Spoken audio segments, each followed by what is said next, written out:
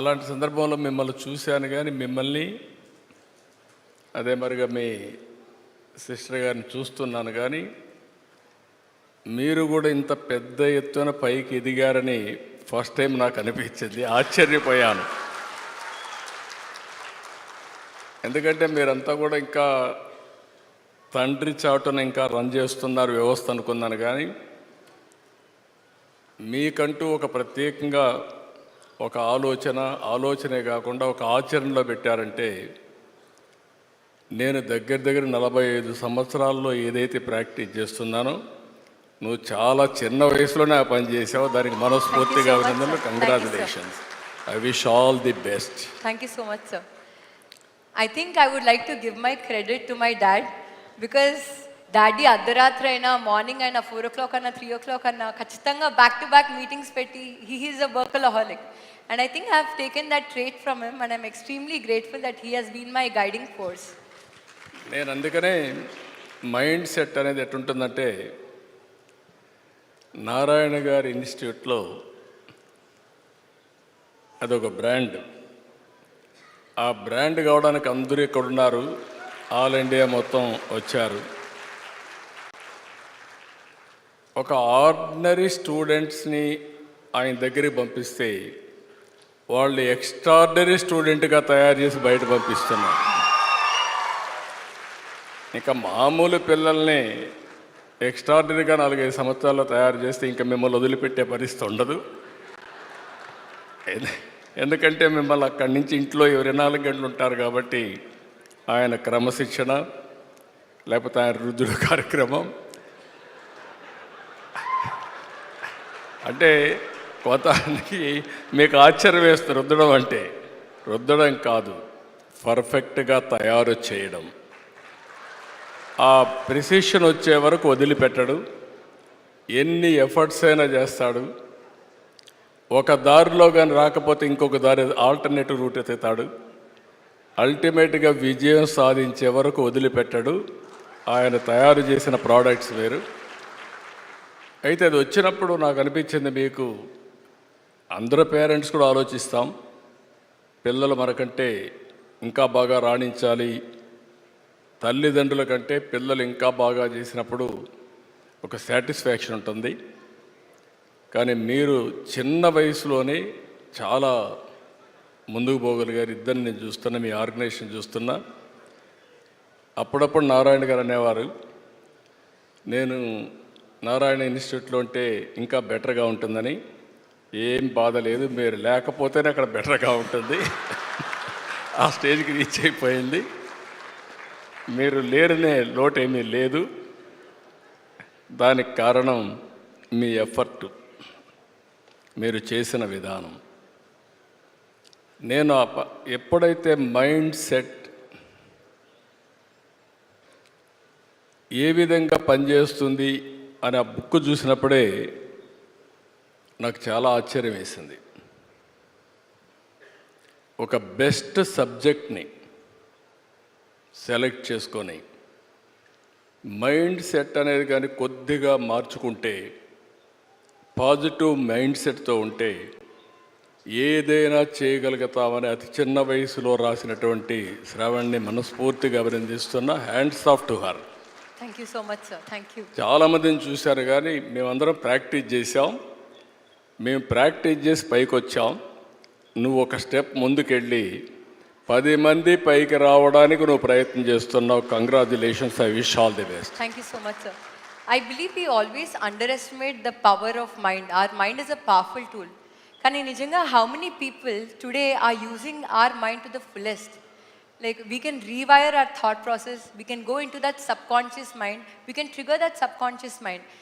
And nijanga when we go deeper, when we understand ourselves better, I think that shift can change your whole life. And that is the background behind why I wrote this book, because I believe చిన్నప్పటి నుంచే we'll have so many insecurities. నన్ను చిన్నప్పుడు చూస్తుంటే I was obese, I was dark, నాకు చాలా stage fear ఉండేది. నాకు భయం వేసేది యాక్చువల్లీ ప్రెస్ మీట్స్ డాడీతో ఇనిషియల్గా నేను ప్రెస్ మీట్స్కి వచ్చినప్పుడు మా అక్కతో వచ్చినప్పుడు మా అక్క చాలా బాగా మాట్లాడేది. Every time I had insecurities and నేను how can I prove myself better అని I went into a negative mode. కానీ ఎప్పుడైతే ఆ నెగిటివ్ మోడ్ని నేను పాజిటివ్గా తీసుకొని I have gotten a lot of learnings from that, then I understood myself better. So that was a experience for me in a lifetime. So my next question is to Chiranjeevi garu. So initially నేను మీ దగ్గరకు వచ్చినప్పుడు when I showed you this book is mindset shift sir, I was very amazed to see you have a lot of knowledge. మీరు NLP గురించి, Richard Bandler గురించి చెప్పారు. You said you went to London to witness that session about phobia. I mean you know all these techniques. Maybe ఆ wordings తెలియదేమో, but you know the techniques. And I was very amazed to understand that you spend a lot of time with yourself, understanding yourself. So how important has been that spending time with yourself? And dani valla asalu elanti upyogam undi? First of all మన ప్రియతమ గౌరవ ముఖ్యమంత్రి గారు నారా చంద్రబాబు నాయుడు గారు ముఖ్య అతిథిగా ఏర్పాటు చేసినటువంటి ఈ పుస్తక ఆవిష్కరణ కార్యక్రమంలో నేను ఒక అతిథిగా రావటం, నాకు అవకాశం కల్పించినటువంటి శరణి, వారి కుటుంబ సభ్యులు, ముఖ్యంగా మంత్రివర్యులు నారాయణ గారు, తన మామయ్య గారు, నా సోదరుడు గంటా శ్రీనివాస్, అండ్ చాలామంది అతిథి మహారథులు, అండ్ ఫ్యూచర్ మన రాష్ట్ర భవిష్యత్తు, మన దేశ భవిష్యత్తు మీ కళలో కనిపిస్తుంది. అలాంటి యంగ్స్టర్స్, ఆల్ స్టూడెంట్స్, మీ అందరికీ సభాముఖంగా నా హృదయపూర్వక అభినందనలు, ధన్యవాదాలు, నమస్కారాలు తెలియజేసుకుంటాను. It's a great opportunity to be here one amongst you all. ఇలాగా శరణి ఇంటికి వచ్చినప్పుడు ఒక బుక్ రాశాను. అది మీరు ముఖ్యమంత్రి గారు ఇనాగ్రేట్ చేస్తే బాగుంటుంది, వెరీ పర్పస్ఫుల్ బుక్ అని అమ్మాయి చెప్పినప్పుడు చాలా అమేజ్ అయ్యాను నేను.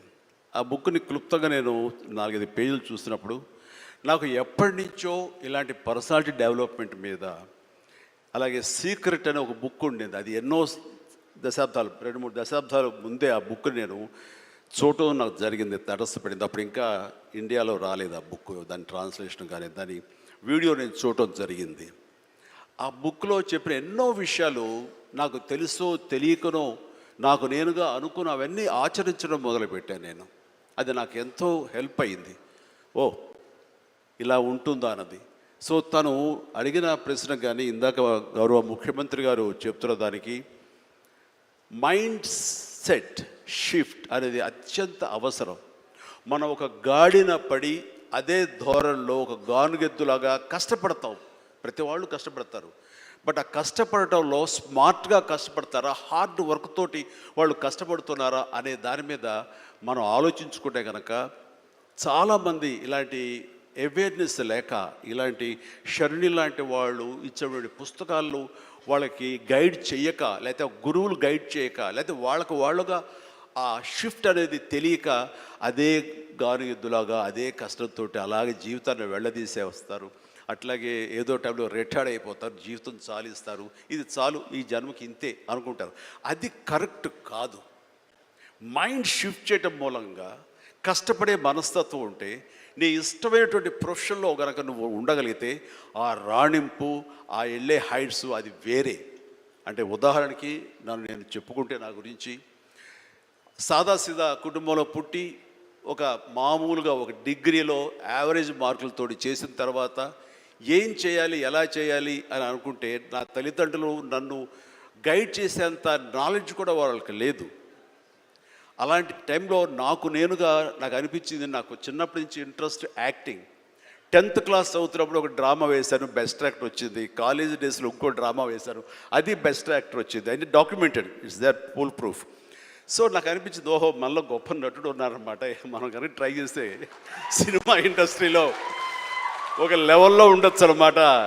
ఎందుకు వెళ్ళకూడదు మనం సినిమా ఇండస్ట్రీకి అని అనగానే ఎవరితో మాట్లాడినా సరే ఏ సినిమా ఇండస్ట్రీ తక్కువ అనుకుంటున్నావా, నీకు తెలిసిన వాళ్ళు ఉన్నారా, నువ్వు వెళ్ళగానే పెద్ద గొప్ప అందగాడివా, నేను వెల్కమ్ చేస్తారా అంటూ అందరూ నెగిటివ్గానే అనేవాడు. అదే సహజం, ఎందుకంటే ఇండస్ట్రీకి వెళ్ళి పాడైపోయిన వాళ్ళు అధిక సంఖ్యలో కనబడుతున్నప్పుడు నేను ఎక్కడో లింగులు ఇటుకుమంటూ నర్సాపురం మొగల్తూరు ఆ ప్రాంతం నుంచి నేను వెళితే కనుక ఎంకరేజ్ చేసే భలే ఉన్నారో వెళ్ళరా అనేవాళ్ళు ఎందుకు ఉంటారు.